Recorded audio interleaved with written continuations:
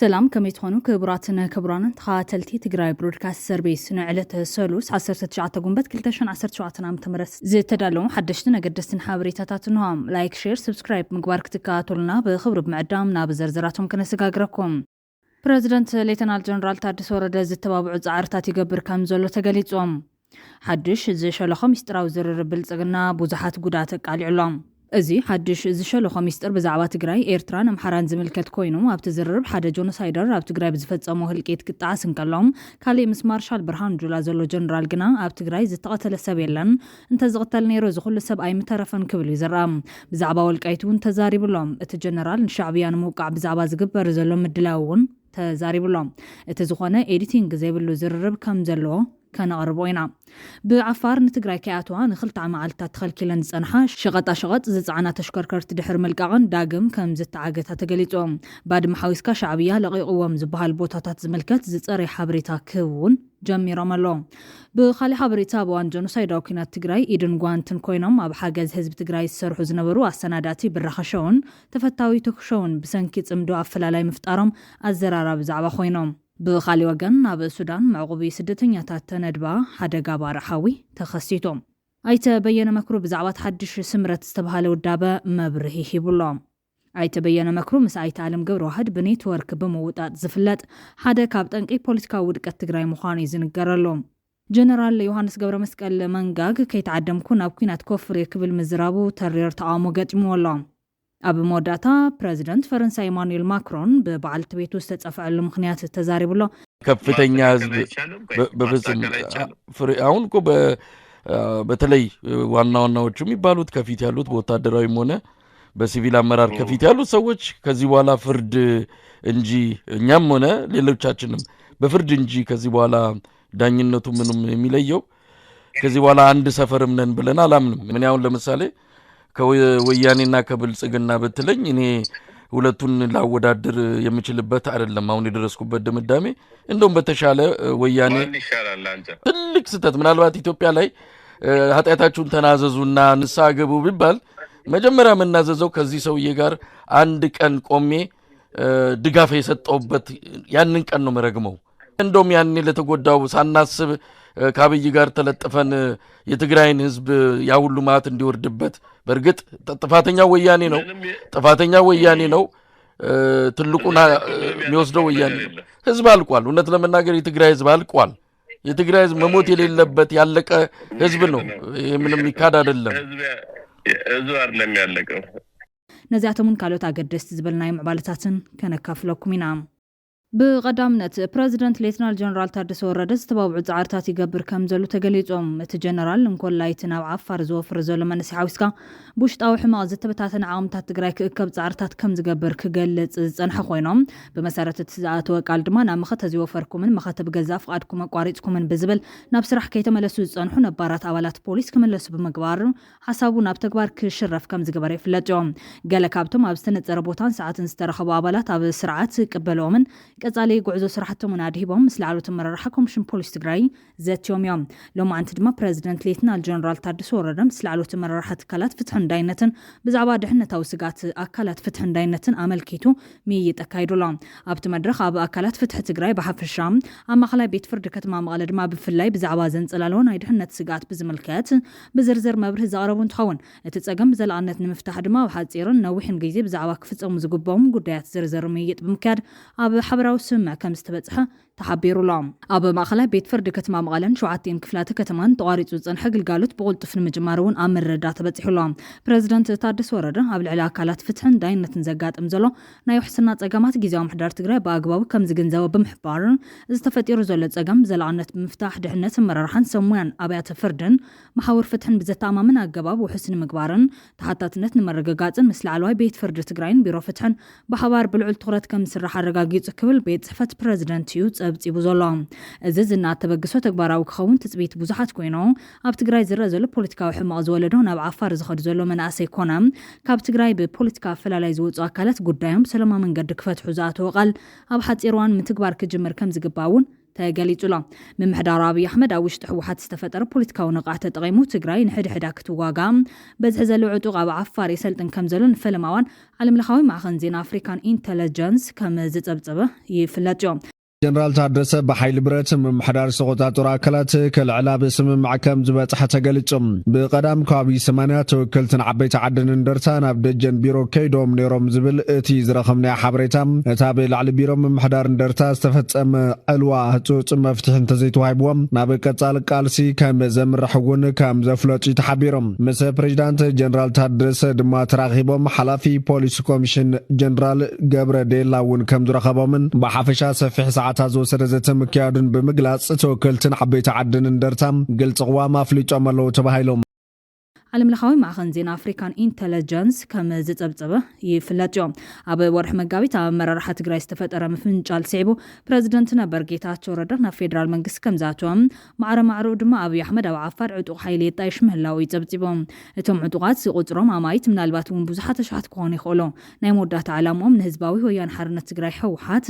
ካብ ስልጣን ትግራይ ንምእላይ እዩ ተቃወምትን ካብ ሓይልታት ምክልኻል ትግራይ ዝሃደሙን ብሰሜን ገጽ ኣብ ክልል ዓፋር ኣስኪሮም ደገፍ መንግስቲ ፌደራልን ሰራዊት ምክልኻል ሃገር ኢትዮጵያን ይስልጥኑ ኣለው ብጥንቃቐ ሎጂስቲካዊ ድጋፍ ይግበረሎም ዝብል እቲ ጸብጻብ ኣብዚ መንግስቲ ብልጽግና ዝድገፍ ዘሎ ምንቅስቓስ ሓደ ፍሉጥ ሰብ ኣለዎ ሸዊት ቢቴው ዝተባሃለ ካድረ ተቃውሞ ውድብ ናጽነት ትግራይ ነበር ዝብል ኮይኖም ብድሕሪ ሸዊት ወዳን ጡር ዝፍለጥ ጀነራል ገብረ ዝጋቢሕር በየነ ኣሎ ወታደራዊ ክንፊ ናይቲ ምንቅስቓስ ዘካይድ እዩ ኣብ ወርሒ ሚያዝያ ኣብ ርእሰ ከተማ ክልል ዓፋር ሰመራ ናብ ዝርከብ ማእኸል ብምብጻሕ ናይቲ ዕጡቕ ማሕበረ ጣይሹ ክብል ይጸብጺቡ ነይሮም እዚ ኣብ ዓፋር ዘሎ ዕጡቕ ሎማዓንቲ ሓድሽ ተንቀሳቓሲ ምስሊ ዘርጊሑሎም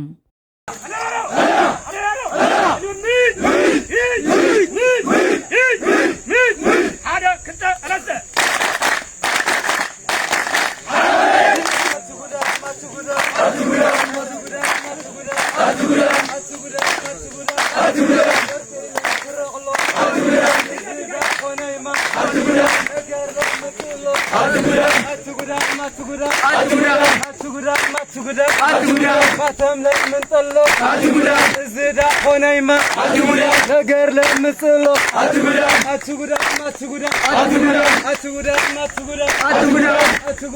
تقودا برالك تتغلى زيد حنيمة نجر لمن طلو أتقودا ما ነዚ ዕጡቕ ይትረፍን ዝኾነ ውልቀ ሰብ ዕሽሽታ ከም ዘይርኢ ዝገልጽ ዝነበረ ጀነራል ታደሰ ወረዳ ብመሰረት እቲ ዝኣተወ ቃል ነገራት ናብ ዘይድላ አንፈት ከየበሉ ብህፁፅ ፖለቲካዊ ፍታሕ ክገብር እውን ምሕፅንታ ቀሪቡሉላ ብኻሊ ሓበሬታ ኣብዋን ጆኖሳይዳዊ ኩናት ትግራይ ድንጓንትን ኮይኖም ኣብ ሓገዝ ህዝቢ ትግራይ ሰርሑ ዝነበሩ ኣሰናዳት ብራኻሾውን ተፈታዊ ቶክሾውን ብሰንኪ ጽምዳ ኣፈላላይ ምፍጣሮም ኣዘራረብ ዛዕባ ኮይኖም ትግራዊት ጋዜጠኛ ብራኻሾ መድን ገብረስላሴን ኤርትራዊ ኣሰናዳይ ተፈታዊ ቶክሾውን ስልጠነ ግርማይን ሩስን ፖለቲካዊ ክትዕ ክካይዱ ዝተረኣዩ ኮይኖም ተፈታዊ ምስ አብይ አሕመድ ምስላፉ ዝነቐፈት መድን ሕወሓት ምስ ሻዕብያ ክትጻመድ ካብ ዝደረኽቦ ጉዳያት ሓደ አብይ አሕመድ ንትግራይ ክወግእ መናእሰይ ትግራይ ክጥቀም ብምጅማሩ እያ ትገልጽ ተፈታዊ ብወገኑ ምስ አብይ አሕመድ ክትጻመድ ዘገደዶም ንስርዓት ግደፍ ንምእላይ ካብ ዘሎ ዓላማ ምዃኑ ዝሙግት ኣብዚ ክትዕ ተፈታዊ ንመድሂን አብይ አሕመድ ንትግራይ ንምውጋ መናእሰይ ትግራይ ይዕጥቐሉ ኢልካ ምስ ሻዕብያ ጽምዶ ካብ ምእላሽ ስለምንታይ ተጋሩ ንጉዳዮም ሻዕብያ ኮነ አብይ አሕመድ ከይሓወሱ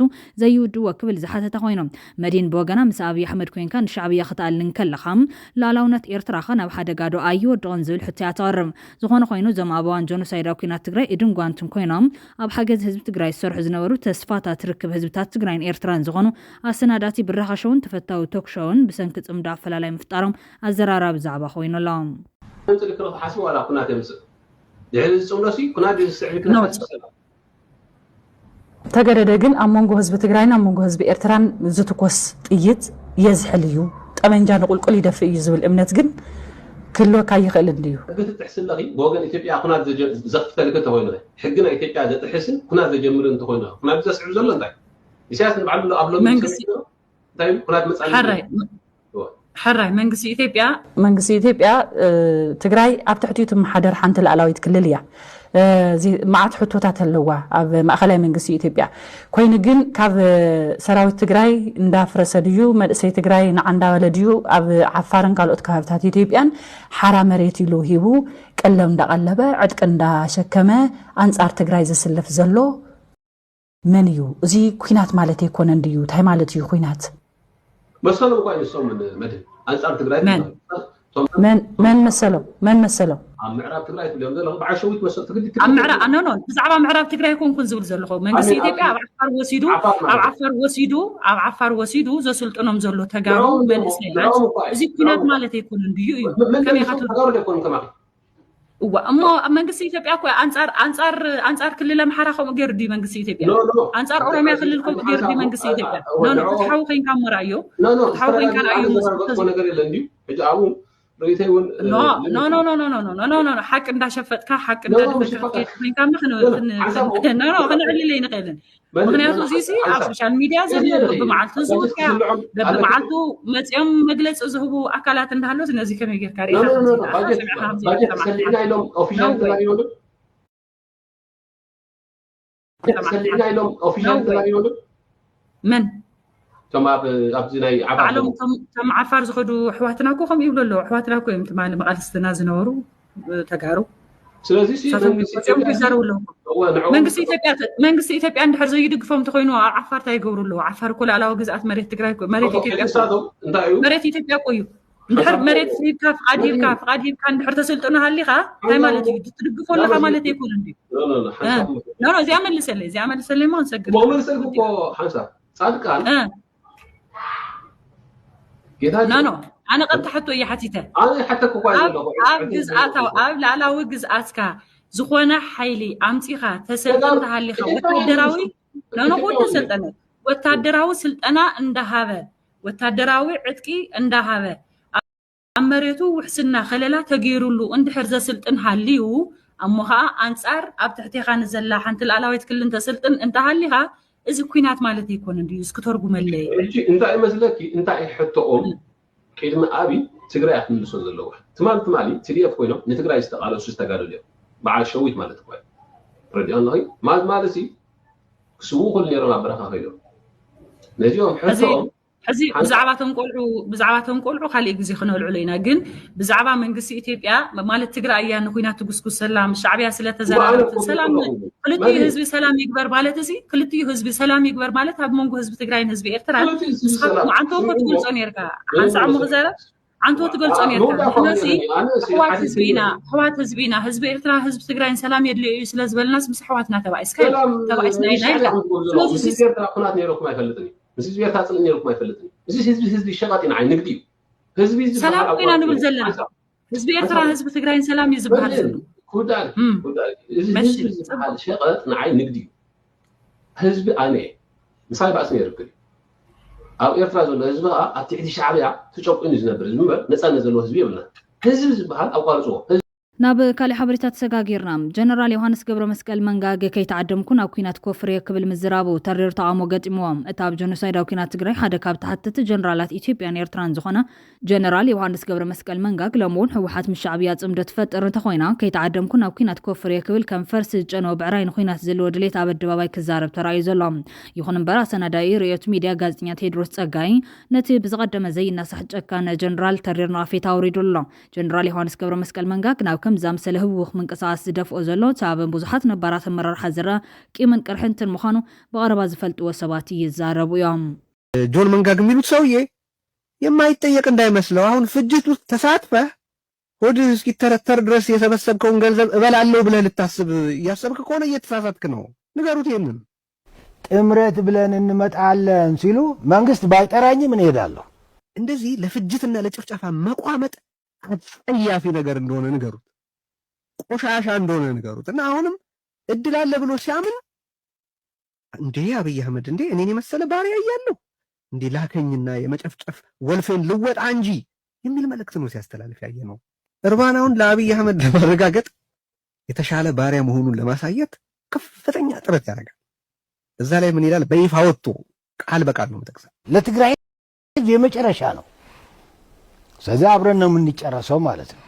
ሻዕቢያን የሚደግፍ የትግራይ ሰው ካለ እንጨራረሳለን። ማይንድ ዩ ሻዕቢያን የሚተባበር የትግራይ ኃይል ካለስ የትግራይን ህዝብ ለመጨረስ ምክንያት ነው እንዴ? ግን ይሄ ደም ለማፍሰስ የትግራይ ተወላጆችን ገሎ ለማሳየት ያለው ሳሊቬት የማድረግ ነገር በግልጽ ይታያል። በቃ የዚህ መልእክት ግልጽ መልእክት ምንድነው? ለአብይ አህመድ አዝምተኝ እንጂ እንዴት እንደምፈጃቸው ላሳይህ የሚል ማመልከቻ ነው። ለህዝቡ ደግሞ አብይ አህመድ እድሉን ይስጠኝ እንጂ እንዴት እንደምፈጃችሁ አሳያችኋለሁ የሚል ዛቻ ነው። ዮሐንስ ማለት ምንድነው ይሄ? ደም ስታይ እንደዚህ ሳሊቬት ማድረግ ደም ሊፈስ ነው ሲባል እንደዚህ የጤና ነው እንዴ? የጤና ሊሆን አይችልም። ይሄ this is sickness።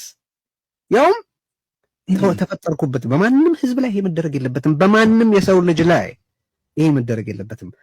ተፈጠርኩበት የምትለው ህብረተሰብ ላይ ውጊያ መጣ ሲባል እንደዚህ ሳልቬት ማድረግ ደግሞ ሌላ ደረጃ ነው ብዬ ነው ማለት።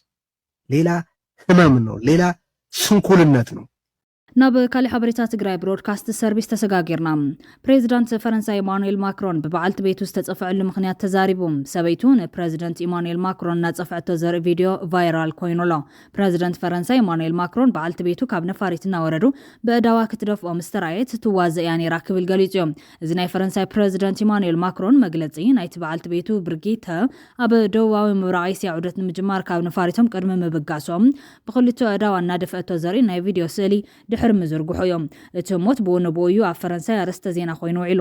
መራኸቢ ብዙሓት ነቲ ካሜራታት ኣብ ኣፍ ደገታ ነፋሪት ዝረኣዮ ምትልላኽ ንምርዳእ ክፅዕራይን ውዒላን። ኣርስቲ ናይቲ ሊፓርሰን እትበሃል ጋዜጣ ብዛዕባ እዚ ፍጻመ ኣብ ዌብሳይት ዝወፅእ ዛንታ ከምዚ ዝብል ሕቶ ቀሪቦም።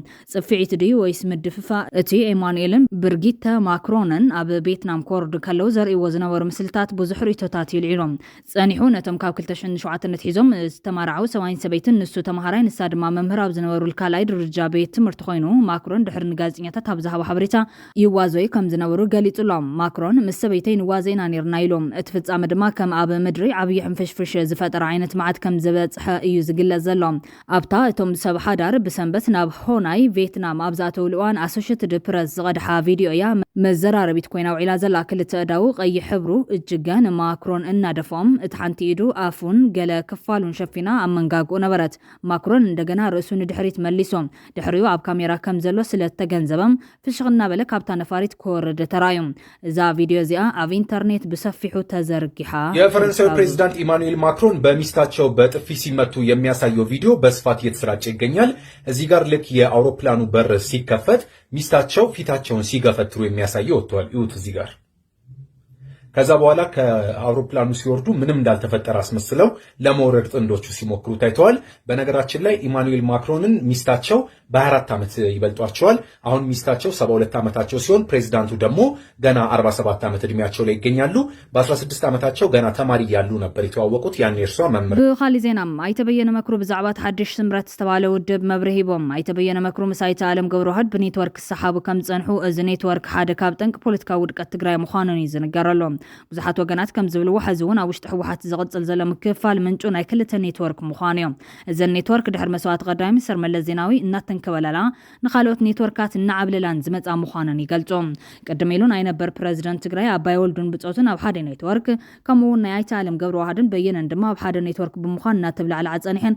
ኣብ መወዳእታ ድማ ናይ በየነ መክሩን ዓለም ገብረዋህድን ኔትወርክ ንናይ ኣባይ ወልዱ ኔትወርክ ስዒራ ወፅያ ዝብል መዘኻኸር ብምሃብ ዝርዝር ዛዕብኡ ኣብ ብርሃነ ፀጋብ መፅሓፍ የኢህአዴግ ቁልቁለት ተጠቂሱ ምጥልላፋት የብርሁም። እቲ ሕዛብ ብሕወሓት ውሽጢ ዘሎ ክፍል ምንጩ ናይ ዘን ክልተ እናተንከባለላ ዝመፃ ኔትወርካት እዩ። ጉጅላዊ ኔትወርክ ዳ እምበር ህዝባዊ ኣጀንዳ ኣይብሎምን ዝብል መደምደምታ ድማ ይቕምጦም።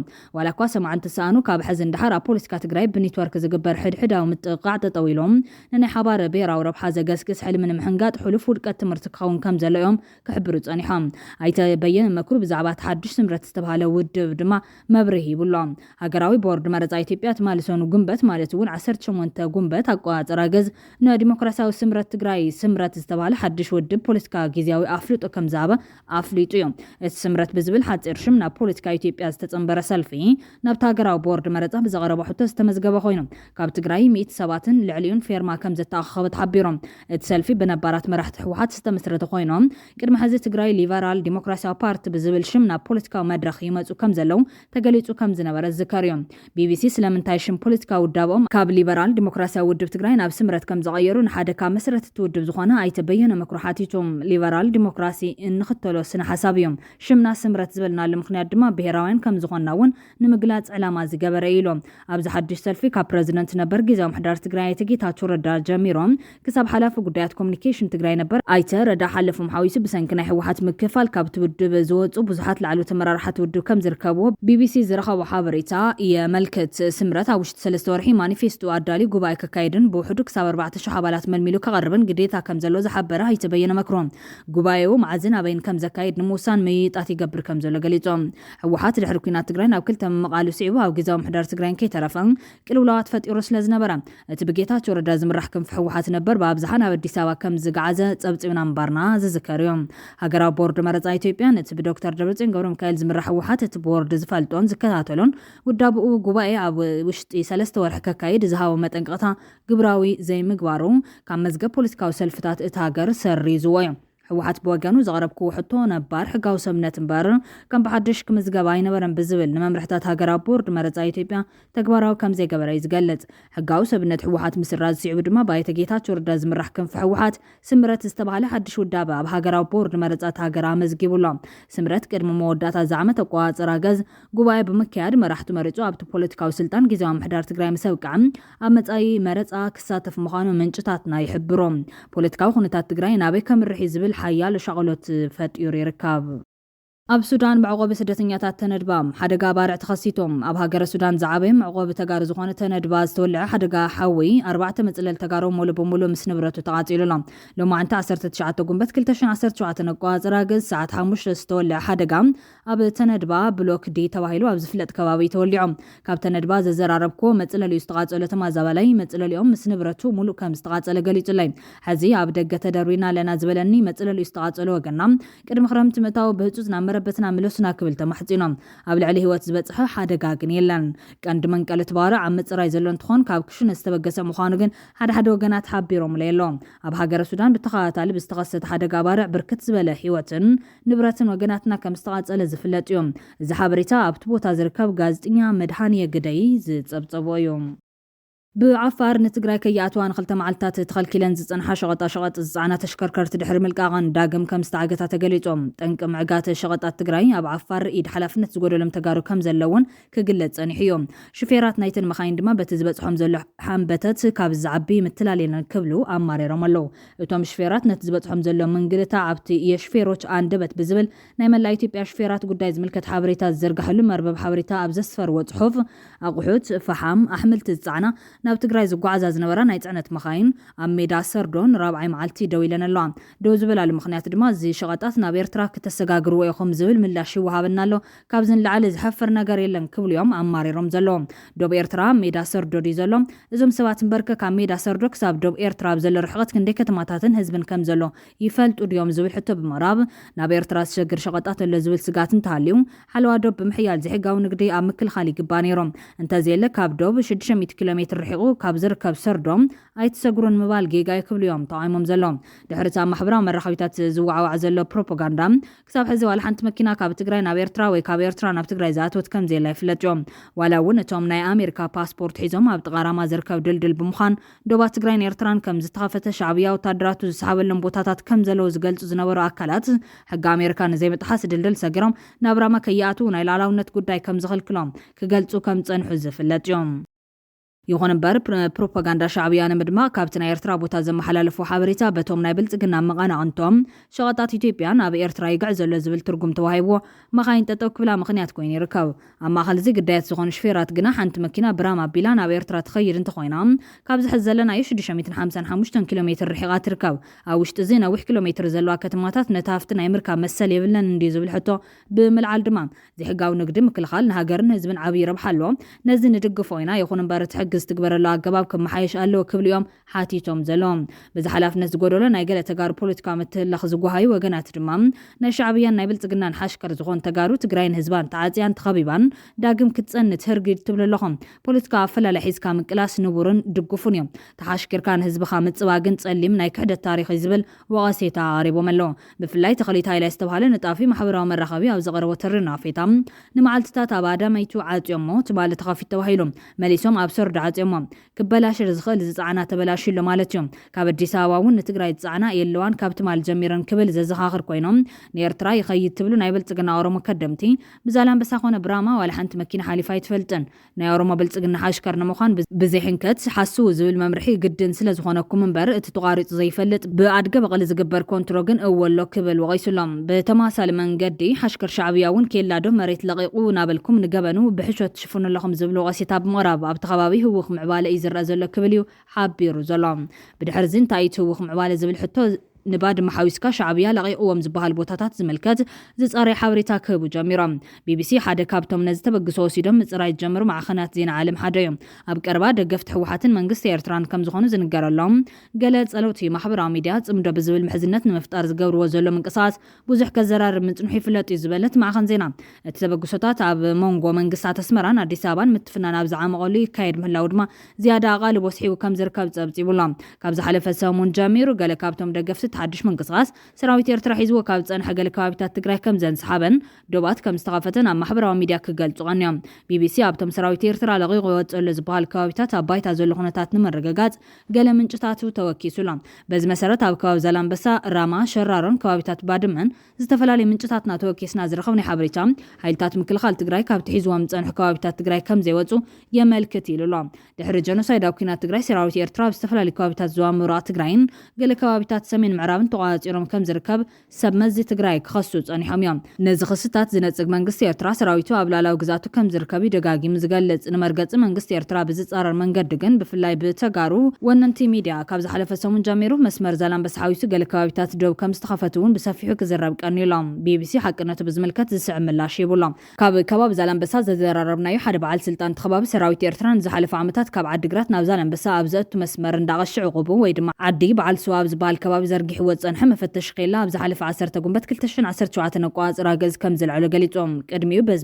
መስመር እዚ ዝሓልፉ ሰባት ኮነ መጓዓዝያ ብሰራዊት ኤርትራ ተፍትሽ ተገይሩሎም ናብ ከተማ ዛላምበሳ ይሓልፉ ወይ ይጓዓዙ ከም ዝነበሩ ተሓላፊ ይዛረብ ይኹን እምበር ከምቲ ኣብ ማሕበራዊ ሚድያ ዝርጋሕ ዘሎ ሓበሬታ ዘይኮነስ ዋላ ትኬላ እንተትልዓለ ኣብቲ ከባቢ ወታደራት ኤርትራ ከም ዝርከቡን ከም ዘየንሰሓቡን እቲ በዓል ስልጣን ተዛሪቦም ኣብዚ መስመር ሰብ ኮነ መኪና ከኣትው ክወፅን ከለዉ ፍተሻ ነይሩ እዩ ሕዚ እዚ ኬላ እዚ እዩ ተላዒሉ ዘሎ ካብ ዝወፃ ግን ካሊእ ዝተፈለየ ምዕባለ የለን ካብ ዓዲግራት ክትኣቱን ከለኻ ኣብዚ ዘሎ ጸጋማይ መስመር ኩሉ ወታደራት ኤርትራ ኣለዉ እዮም ኢሎም ኣብ ዝዋን ሰራዊት ኤርትራ ኣብ ዝባን ሑፃ ኣብ ዛላምበሳ ድማ ዓዲ ሓቂ ዓዲ ሳለም ገለ ክፋል ዓዲ 10 ዝበሃል ከባቢታት ከምኡውን ኣብ ወሰናወሰን ኢሮብ ከም ዝርከቡ ተሓላፊ ንቢቢሲ ወሲኹ ኣረድዮም ካብ ዛላምበሳ ስታት 20 ኪሎ ሜትር ርሒቓ ኣብ ትርከብ ፋልፂ ካብ 2016 ኣቋጽራ ገዝ ጀሚሩ ኬላ በዓል ስልጣን ኣታውን ጉምሩክን ኢትዮጵያ ስለ ዘሎም ኣብ ደቡብ ስሩዕ ንግዳዊ ምንቅስቓስ ምግባር ኣይከኣልን ድማ ኢሉ ብመሰረት እዚ ድማ እቲ ክበሃል ዝቐኒ ሓበሬታ ሓሶት ምዃኑ እዩ ጸብጻብ ቢቢሲ ኣመላኺቱ ዘሎ ኣብ ካልኦት ከባቢታት ከን ዝብል ሕቶ ቢቢሲ ኣጻሪ ዝበለ ሓበሬታ ኣካፊሉሎ ብመሰረት እዚ ቢቢሲ ዘዘራረቦም ነበርቲ ሸራሮን ራማን እውን ኣብቲ ከባቢ ዘሎ ኩነታት ተመሳሳሊ ምዃኑ ይዛረቡ ብሰንኪ እቲ ኩናት ካብ ባድመ ተመዛቢሉ ኣብ ዝዋን ኣብ ሸራሮ ዝርከብ ካሊእ ምንጭና ሰራዊት ኤርትራ ሰንበል ካብ ዝበሃል ከባቢ ጀሚሩ ኣብ ባድመን ካልኦት ከባቢታትን ከም ዝርከብ ሓቢሮም ህዝቢ ኮንዶኾን ሰላም ይመጽእ እሞ ናብ መረበትና ንምለስ ዝብል ተስፋ እኳ እንተሃለዎ ኣብ ዝዋን ግና ካብቲ ልሙድ ህላዊ ሰራዊት ኤርትራ ወጻኢ ዝተፈለየ ሓድሽ ምንቅስቓስ ምንሰሓብ ሰራዊት ኮነ ምኽፋት ዶብ ከም ዘይተዓዘበ ንቢቢሲ ገሊጹ እዮም ክሳብ ሕዚ ምንም ዓይነት ምንቅስቓስ የለን ዝወፅእ ሓይሊ እውን የለን እኳ ዳስ ኣብ ዙርያ እንዳ 23 ሓይሉ ኣጠናኺሩ ከም ዘሎ እዩ ሓበሬታ ዘለኒ ብዘለናዮ ኣንፈት ሸራሮ ሰንበል ባድመ ኣብ ዘለዎ ከባቢታት ዝተኸፈተ ኬላ የለን ናብ ቦትኡ ዝተመለሰ ገባር ኮነ ተመዛባላይ የለን ኢሎም ኣብ መስመር ሸራሮ ሰንበል ባድመ ካብ ሰራዊት ኤርትራ ወጻኢ ሓይልታት ትግራይ ኮኑ ሰራዊት ምክልኻል መንግስቲ ፌደራል ከም ዘየለው ድማ ረድዮም ካብዚ ብተወሳኺ ቢቢሲ ዘዘራረቦም ነበርቲ ኣብ ከተማ ራማን ከባቢን ዘሎ ምንቅስቓስ ካብ ትግራይ ናብ ኤርትራ ካብ ኤርትራ ናብ ትግራይ ዝግበር ዝኾነ ወግዓዊ ምንቅስቓስ ከም ዘየለን ብወግዕ ዝተኸፈተ ደብ ከም ዘየለን ገሊጾም እንተኾነ ግን ዘይስሩዕ ንግዳውን ማሕበራውን ርክባት ከም ዘሎ ኣይተ ኢማኑኤል ዝተባሃለ ነባሪ ከተማ ራማ ንቢቢሲ ተዛሪቡ እዮም ጥሪት ወይ ኣግማል ካባና ናብ ኤርትራ ወይ ካብ ኤርትራ ናባና እንተሰጊረን ዓበይቲ ዓድን ጸጥታ ኣካላትን ብሓደ ኮይኖም ዝመለሱሉ ኩነታት ኣሎ ቅድሚ ሕዚ ግን ከም ዝታት ይነበረን ኣብ ደባት ጽዑቕ ንግዲ ኮንትሮባንድ ከም ዘለውን ሓቢሮም ብገጠራትን ኣብቲ ከባቢ ዝርከብ ሩባታትን ናይ ምግቢ ተንከፍ ዝኣምሰሉ ሕጋዊ ዘይኮኑ ምልውዋጣት ንግዲ ኣሎ እቶም ካብ ላዕሊ ዝመፁ ነጋዶ ካብ ኤርትራ ማለት እዩ ባዕሎም እዮም ዝእዝዙ ኢሎም እቲ ነባሪ ወሲኹ ኣብ ከባቢታት ዶብ ሓይልታት ትግራይን ሰራዊት ኤርትራን ከም ዝርከቡ ገሊጹሎም ደባት እቲ ከባቢ ንብዙሕ ዓመታት ብኹናት ዝተሃሰየን ብቁጠባ ድሕሪት ዝተረፈን ስለ ዝኾነ ህዝቢ ሰላም ከም ዝብህግ ድማ ሓቢሮም ዝሓለፈ በሰላሎ ዝበሰላ ከመ ይኽፍታሕ ዝብል ነቶም ፖለቲከኛታት ገዲፍካ ከም ማሕበረሰብ ግና ህዝብን ህዝቢ ርክብ ተዝግበር ንበል ክንዕረቂና ዝብል ተስፋ ይዘለና ይበል እቲ ብስምዕ ፕሪቶሪያ ዝተገተ ደማዊ ኩናት ትግራይ ገሰት ሰብኣዊ ምስላት ዝተፈጸመሉ ሚልዮናት ካብ መረበቶም ዝተመዛበሉልን ህይወት ልዕሊ ፍርቂ ሚልዮን ሰባት ዝቐዘፈን እዮም ብዛዕባ ባድመን ብይን ውዕል አልጀርስን ዝምልከት ድማ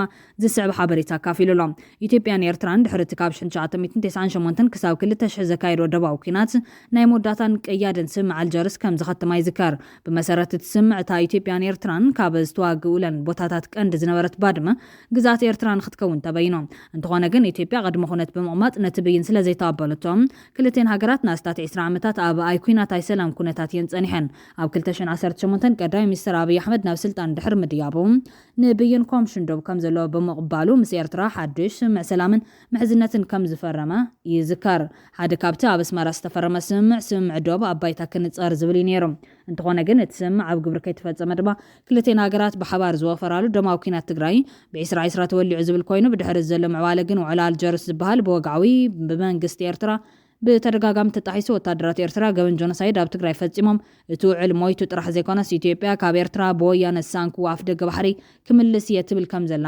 ዝፍለጥ እዮም ኣብ እዋን ጆኖሳይድ ኣብ ኩናት ኣብ ጎኒ መንግስቲ ኢትዮጵያ ተሰሊፎም አንጻር ትግራይ ዝተዋግኡ ሓይልታት ኤርትራ ድማ እቲ ዝፈረሰ ውዕል ዝሃበና እዩ ዝበልዎ ከባቢታት ሓዊስካ ካልኦት 52 ዓድታት ትግራይ ከምኡውን በቲ ውዕል ካብ ኤርትራ ናብ ትግራይ ዝተጠረራ ልዕሊ 12 ዓድታት ኤርትራ ተቐሊሎም ብሓይሊ ሒዞም ይርከቡ መንግስቲ ኤርትራ ህግደፍ ነዘን ከባቢታት ኣይለቐኩን እናበለን ከሎ ቁጽሮም ዘይናዓቕ ተጋሩ ድማ ለቂቑ እናበሉ ዘየለ ፕሮፓጋንዳ ብምፋሕ ንህዝቦም ግዳይ ዳግማይ ዕፅዋን ክባን ክኸውን ምፍራዶም ንብዙሓት ይሕዝነሎም ኣብ ሞዳታም ሓድሽ ዝሸለኸ ሚስጥራዊ ዝርርብ ብልጽግና ብዙሓት ነገራት ኣቃሊዑም እዚ ሓድሽ ዝሸለኸ ሚስጥር ብዛዕባ ትግራይ ኤርትራን ኣምሓራን ዝምልከት ኮይኑ ኣብቲ ዝርርብ ሓደ ጆኖሳይደር ኣብ ትግራይ ብዝፈጸሙ ህልቂት ክጣዓስን ከሎም ካሊእ ምስ ማርሻል ብርሃን ጁላ ዘሎ ጀነራል ግና ኣብ ትግራይ ዝተቐተለ ሰብ የለን እንተዝቕተል ነይሩ ዝኹሉ ሰብ ኣይምተረፈን ክብል እዩ ዝረአ ብዛዕባ ወልቃይት እውን ተዛሪብሎ እቲ ጀነራል ንሻዕብያ ንምውቃዕ ብዛዕባ ዝግበር ዘሎ ምድላው እውን ገሊጹሎም እዞም ክልተ አካላት 95 ሚሊዮን ህዝቢ ኢትዮጵያ ን5 ሚሊዮን ህዝቢ ትግራይ ከጥፍ ቅድሚ 8 ዓመታት ጻውዒት ዘቕረበ ጋዜጠኛ መሳይ መኮነንን ነዚ ተቐቢሉ ጆኖሳይድ ብምእዋጅ ልዕሊ 1 ሚሊዮን ህዝቢ ትግራይ ኣጥፊኡ ሕዚ ኣብ ትግራይ ዝተቐተለ ሰብ የለን እንተዝቕተል ነይሩ እዚ ኩሉ ሰብ ኣይምተረፈን ዝብል ዘሎ ጀነራል ተስፋይ ኣያሌውን እዮም እቲ ወሰንቲ ጉዳያት ዝሓዘ ሚስጥራዊ ዘረረብ ስዒቡ ክቐርብ እዩ ክትከታተሉ ዓዲምና ኣለና ሜጀር ጀነራል ተስፋዬ አያሌው በአብይ አህመድ መከላከያ ሰራዊት የዘመቻ ዋና መምሪያ የኃይል ስምሪትና ክትትል መምሪያ ኃላፊ ነው። ከ3 ሳምንት በፊት ከማላውቀው ቁጥር በድንገት ስልክ ተደውሎ አነሳሁት። ጀነራል ተስፋዬ መሆኑን የገለጸልኝ ከወዲያ ማዶ ያለው ሰው የቀድሞ ትውውቅን መነሻ በማድረግ በግሉ እንደደወለልኝ ነገረኝ። በድምጽ አውቄው ስለነበረ ሰላምታ ተለዋወጥን። ለምን እንደፈለገኝ ባይገባኝም ከቅርብ ጊዜ ወዲህ የአብይ አህመድ አገዛዝ በሚዲያውና በአክቲቪዝሙ ዘርፍ የሰላ ትችት የሚያቀርቡ አገዛዙን የሚያጋልጡ መረጃዎችን የሚያወጡ ጋዜጠኞችንና አክቲቪስቶችን በጥቅም እየደለለ እያግባባ ከተቻለ ደጋፊው ማድረግ ካልሆነም ዝም እንዲሉ መጠነ ሰፊ ዘመቻ መክፈቱን ሰምቻለሁ። በዚህ ዘመቻ ተጠልፈው የተወሰዱ ከሀገር የተሰደዱበትን ምክንያት በምስር ወጥ ቀይረው በአብይ አህመድ ለቀረበላቸው ጥቅም እጅ ሰጥተው አሰላለፋቸውን ከብልጽግናው አገዛዝ ጋር ያደረጉ ጥቂት የማይባሉ ጋዜጠኞችና አክቲቪስቶች መኖራቸው የሚታወቅ ነው። ሲረግሙትና ሲያብጠለጥሉት የከረሙትን ስርዓት ምንም አይነት ለውጥ ሳያደርግ ሳንቲም ኪሳቸው ስለሸጎጠላቸው ብቻ ተገልብጠው በውዳሴና ሙገሳ መጠመዳቸውን እየታዘብን ባለንበት በዚህ ሰሞን ነው እንግዲህ የሜጀር ጀነራል ተስፋዬ አያሌው ስልክ ወደኔ ተደወለው። የቀዳውት እንዳለ በርግጥ ጀነራሉ አያውቅም፣ አላስፈቀድኩትም።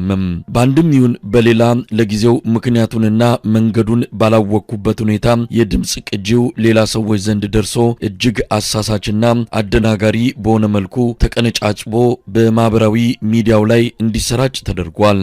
ሙሉውን የድምጽ ቅጂ ለታሪክ ለማስቀመጥ እንጂ ሚዲያ ላይ ለመልቀቅ ሐሳቡም ፍላጎቱም አልነበረኝም። ሆኖም አፈትልኮ እጃቸው በገባ ሰዎች አማካይነት የተሰራጨው ቅንጭብጫቢ የድምጽ ቅጂ ለአንከር ሚዲያም ሆነ እንደ ጋዜጠኛ በኔ ላይ የሚኖረው የህዝብ ስሜት አሉታዊ ጎን እየፈጠረ መሆኑ ሙሉውን የድምጽ ቅጂ እንዳቀርበው ተገድጃለሁ። በመሆኑም አንድም ነገር ሳይቆረጥ ሳይስተካከል ምንም አይነት የቴክኖሎጂም ሆነ ሌላ ነገር ሳይገባበት እንዳለ እንደወረደ የሁለታችንን ምልልስ እንድትከታተሉ እንጋብዛለን። መልካም ጊዜ። እንዴት ተገኘ ዛሬ ታዲያ? ዝም ብዬ የሆነ ነገር አዳመጥኩና ኦኬ የማለት ዩቲዩብ ላይ አንተ ያሰፈርከው እና ዝም ብዬ አስተውኩና የድሮን አስተውኩትና የሚጋጭ ሆነብኝና ምን ነው ይሄ ልጅ አልኩኝ። ዋናው መሰለ ተስፋዬ እውነት እንነጋገር ከተባለ አሁን ያለው ነገር እንዲሁ ዝም ብሎ አሁን ተው በማለት የሚገለጽ አይደለም። ህዝብ ከፍተኛ ህዝብ በፍጹም አሁን እኮ በተለይ ዋናዎቹ የሚባሉት ከፊት ያሉት በወታደራዊም ሆነ በሲቪል አመራር ከፊት ያሉት ሰዎች ከዚህ በኋላ ፍርድ እንጂ እኛም ሆነ ሌሎቻችንም በፍርድ እንጂ ከዚህ በኋላ ዳኝነቱ ምንም የሚለየው ከዚህ በኋላ አንድ ሰፈርም ነን ብለን አላምንም። እኔ በመከላከያ ላይ ያን የነበረኝ እምነት አሁን ተሸርሽሮ የተወሰኑ ግለሰቦች ላይ የተንጠለጠለ ተስፋ እንጂ እንደ ተቋም ተስፋ ማድረግበት አይደለም። የተወሰኑ ሰዎች አሉ ነፍስ ያላቸው ልብ ያላቸው። ነገር ግን አጠቃላይ የመከላከያ ሰራዊቱ ያለበት ቁመና ግን የአብይን አህመድ ዙፋን ለመጠበቅና እሱን እድሜ ለማራዘም ዋጋ እየከፈለ ያለ እንጂ ኢትዮጵያን ለመጠበቅ እንዳልሆነ ብዙ አስረጂ ነገሮች አሉ። እኔ ላንተ አልነግርም። ምናልባት አንተም ውስጥ ሆነ ከኔ በላይ ነገሮችን እንደምትረዳ ተስፋ አደርጋለሁ። ግን አሁን ነገሮች አልፈዋል። እኔ ደግሞ መሰለ ነገሮችም አልፈዋል እንዳልከው አሁን ደፍር የደወልኩልህ በቃ የመጣ ይምጣ ያለውን ነገር ላፍረዳው ከሚል ነው። አሁን በሚዲያ የሚነግሩ ተጨባጭ እና መሬት ላይ ያለው ሪያሊቲ አንድ ስላልሆነ ሰራዊት ውስጥ የነበረው ለአንተ ያለው ከበሬታ ደግሞ የማይሆን ነገር ሲቀርብ ትንሽ ሚዛና የሆነ ነገር ቢሆን፣ ሁለተኛ ድፍን ያለ ጥላቻ ከሚሆን ከዚህ በፊት ኦልሞስት የነበረን ድጋፍ ስለሚታወቅ ወያኔ አንፃር አሁን የተፈጠረ ነገር የለም። አንተ ደግሞ ዘረኛም አይደለህም። ሚዛናዊ ድጋፍ ነበር የምታደርገውና ነገሮችን በሚዛን ብትመለከታቸው ጀነራል ተስፋዬ አሁን እኮ እውነት ለመናገር አሁን ያለንበት ስቴት ኦፍ ማንትን አስተሳሰብ አሁን ያለንበት ቁመና አሁን በመተለው ደረጃ አይደለም። እኔ አሁን ለምሳሌ ከወያኔና ከብልጽግና በትለኝ እኔ ሁለቱን ላወዳድር የምችልበት አይደለም። አሁን የደረስኩበት ድምዳሜ እንደውም በተሻለ ወያኔ ይሻላል አንተ ወያኔ ኢትዮጵያ ጨምድዶ ያዘ ለዚህ ሁሉ መከራ በቃን ወያኔ እንደሆነ በደንብ እረዳለሁ። አትሊስት ግን ሰው ሰላም ነበረው። ከመቀሌ እስከ ሞያሌ ከጅጅጋ እስከ ወለጋ በሰላም ወጥቶ የሚገባበት ነግዶ የሚገባበት ጭቆናው አለ፣ ነጻነት ማጣቱ አለ፣ ፍትህ ማጣቱ አለ። ግን በህይወት የመኖር አሁን እኮ ኢትዮጵያ ቀውስ ውስጥ ነው ያለችው። ስርዓት አልበኝነት ተስፋፋው። ለዚህ ደግሞ ዋንኛ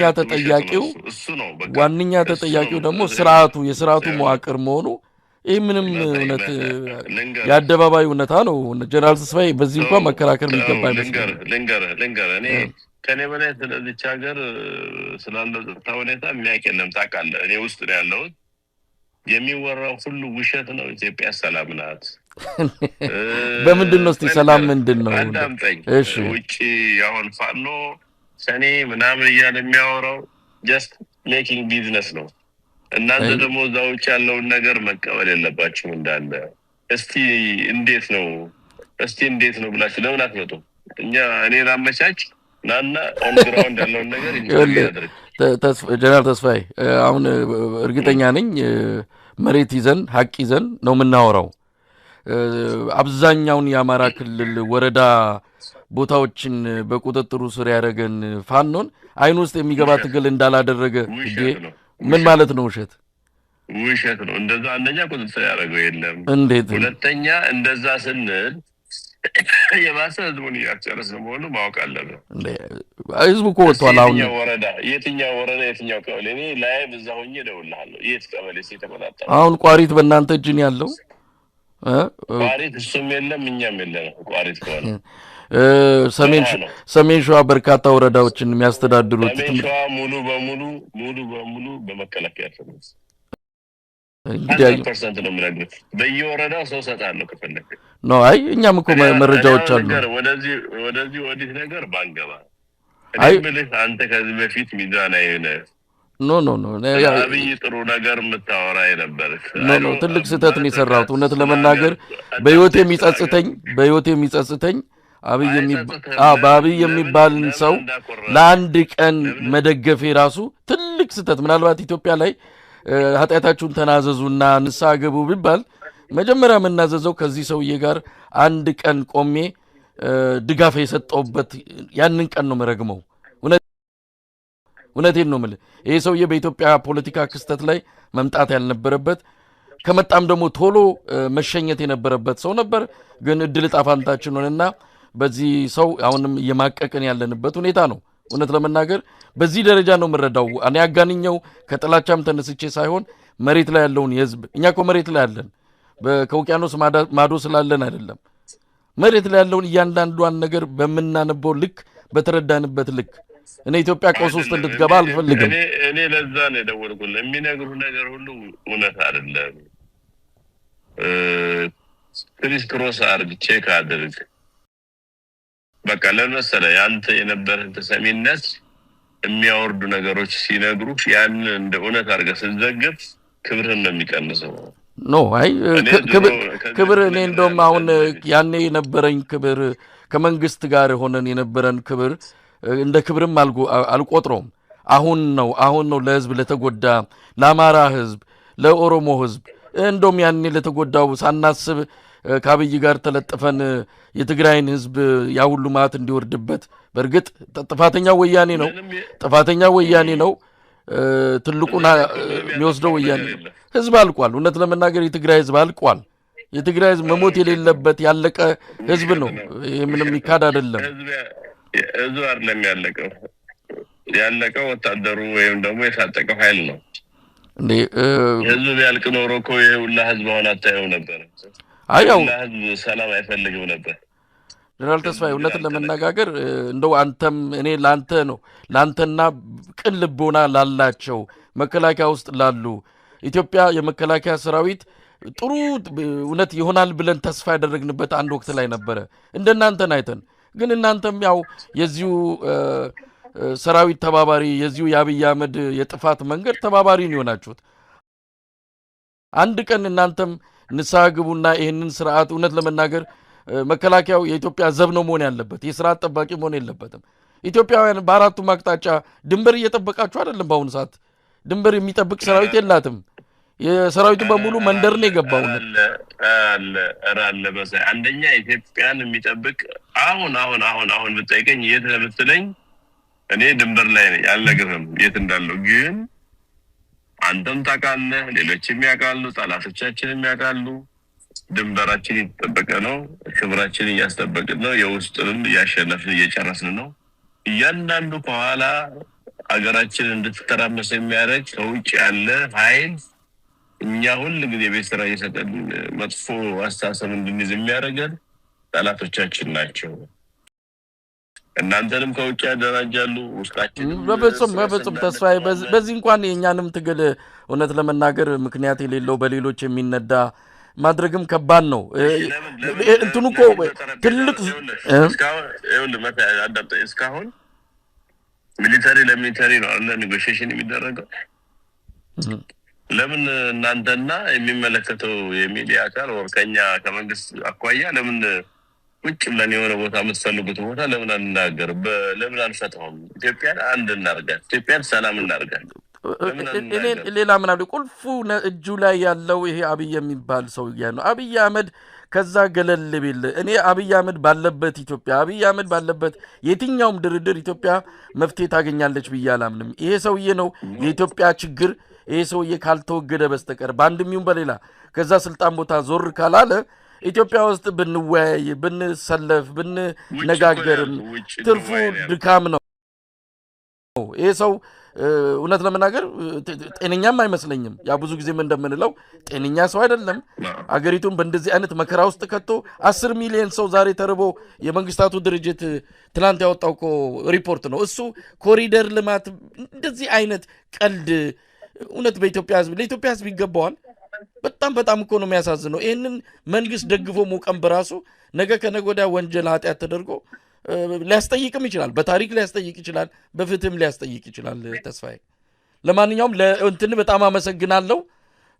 እውነት እንነጋገር፣ እንወያያለን። እደውልልሃለሁ አንተም ጊዜ ካለ። አንደኛው ምንድነው መሰለህ አትራቅ፣ ስለማከብር ነው። አትራቅ፣ እንነጋገር፣ ተነጋገሩ። ለብቻ አይደለም ከሚመለከተው ጋር መነጋገር፣ መግባባት፣ ችግሮችን በጠረጴዛ ዙሪያ መፍታት መልመድ፣ በጠረጴዛ ዙሪያ ችግሮች እንዲፈቱ መገፋፋት አለባችሁ። በመሳሪያ የሚፈታ ነገር የለም። በመሳሪያ የምንፈታቸው ነገሮች እስካሁን በቃ እርስ በርስ ቅድም ወላ ከትግራይ ጋር አንጻር ያነሳው ነገር ነው። በቃ በገዳደል ካልሆነ ምንድነው የፈጠነው ነገር? አሁን የመጀመሪያው እርምጃ እውነት ጀነራል ተስፋዬ የመጀመሪያው እርምጃ የአማራን ህዝብ ላይ ይሄ የሚጥለውን ድሮን እስቲ ለምንድን ነው ማያቆመው? ለምን መሳሪያ አፈሙዙን አይዘጋም? መጀመሪያም እነዚህ ልጆች ወደ ትግል የገቡት ወደ መሳሪያ የሚያነሱት ትጥቅ አስፈታለሁ ብሎ ገብቶ ነው። በዚህ መልኩ የአማራን ህዝብ ትጥቅ ማስፈታታ ከራሱ ጋር አንደበቱ የሰማውትን ነው ምነግር። የአማራ ህዝብ ታጥቋል። የአማራን ህዝብ በዘዴ ነው ትጥቅም ካስፈታ እንዲ በልና በእብሪት ገብቶ ትጥቅ ላስፈታለ ጦርነቱ ጀመረ። አሁን ጦርነቱን ማቆም፣ በድሮን የሚጨፈጭፈውን ህዝብ ማቆም። ይሄ ህዝብ አለቀም እና ቆመው ነገሯቸው ይቆም። ከዛ በኋላ አሪፍ ጊዜ አሪፍ አላለም ድርድር እናመቻች። እሺ አንተ ታሪክ ስራ በቃ አሁን በቃ መሳይ ጋዜጠኛ ብቻ አይደለም ነገሮችን ፒስፉሊ መፍታት ይችላል የሚለው ነገር ለማስተላለፍ በቃ የሆነ ነገር አድርግ። አንተ በቃ ሰላም እንፍጠር፣ እንነጋገር። ለመነጋገር ባይዘው ችግሩ ምን መሰለህ እንዳለ ዛሁን ፋኖ መጥተው በሙሉ በየአቅጣጫው የተደራጀ ነው። መሪ የለው ምን የለው። ከማን ጋር እንደሚነጋገሩ ግልጽ አይደለም። እነሱ ኤርትራ ሄደው ነው ከኤርትራ ጋር የሚነጋገሩት። ኤርትራ አይዶን ነው የሚያዋጣቸው ከሆነ አይ ያው መደራጀት እሱ ጊዜ የሚፈልግ ነገር ነው። በዚህ ባልተደራጀ ሁኔታ ላይም ከአብይ ጋር መደራደርም ተገቢ ነው ብዬ እኔ በግልም አላምንም። የአማራ ፋኖ የራሱን የሆነ ቅርጽ ይዞ ለመውጣት እየሰሩ ነው። ጊዜ ወስዶባቸዋል።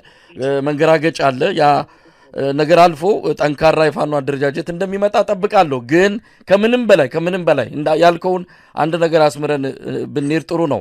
ይሄ ሰራዊት የኢትዮጵያ ሰራዊት ነው። የአብይ አህመድ ስልጣን ጠባቂ አይደለም። ሰራዊቱ ወደ ካምፑ ይግባ ወይ ከክልሉ ይውጣ እንኳን ባይባል ከካምፑ ግን ገብቶ ይህንን ህዝብ መግደል ያቁም። ይህን ያቆመለት እነሱ የራሳቸውን ውሳኔ ይወስናሉ። ከዛ በኋላ ምን ሊያደርጉ እንደሚችሉ በራሳቸው እንትን ሊያደርጉ ይችላሉ። መጀመሪያ ጥይት የተኮሰው ጅኒውን ወደ ጠርሙሱ ያስገባ። እውነት ለመናገር ጅኒውን አብይ አውጥቶ አማራ ክልል ላይ በትኖታል። ይሄ ባለበት ሁኔታ በጣም ከባድ ነው። እሱ ነው ያጠፋው። ጅኒውን ያመጣ በወልቃይት በኩል ወያኔ ራሱ በቃ ልንገርህ በቃ ይሄ በመከላከያ ላይ እኮ እኛ አልተናገርንም እንጂ መከላከያ ላይ እኮ ግፍ እንዲሰራ አድርገዋል። ልክ እንደ መቀሌ አይነት ግፍ ተሰርቷል ጎጃም ላይ። ይሄን እንዲደረግ ያደረጉት የአማራ ህዝብ አያውቀው ምን አያውቀው። አሁን ያልካቸው ጅኒዎች ናቸው።